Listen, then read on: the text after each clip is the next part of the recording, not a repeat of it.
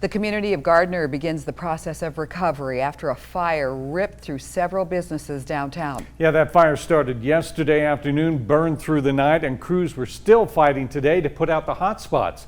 MTN's Cody Boyer shows us the destruction and now how the community is coming together.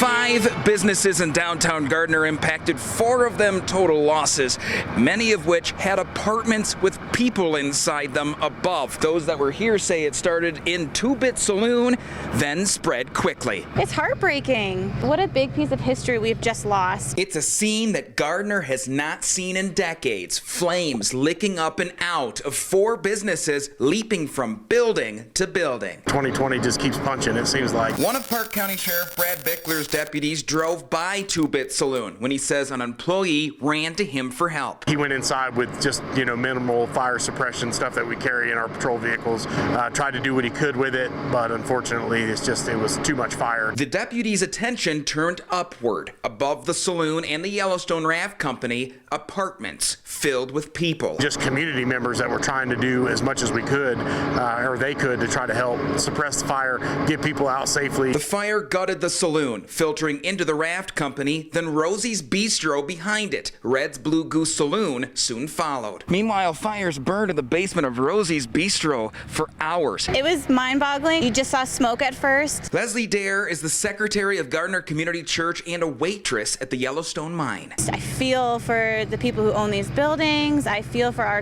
town that we lost all of this. She says the response on Facebook was staggering. The Gardiner Market is donating food. They've been donating water and Gatorade for all the first responders. Wonderland last night made like 60 burgers that they had their employees running them out. Others stepped up too. Xanterra and other hotels donated towels and toiletries. People began donating clothes, and other businesses joined in support. If there's a community that can stand in the face of adversity and stand back up, it's this community for sure. The Gardiner Pharmacy and Yellowstone Perk also damaged with smoke and water, but no one was hurt. Businesses nearby remain open, something both the sheriff and Leslie say is not a shock to them at all. It's so wonderful to see how everybody just wants to help. In Gardiner, Cody Boyer, MTN News.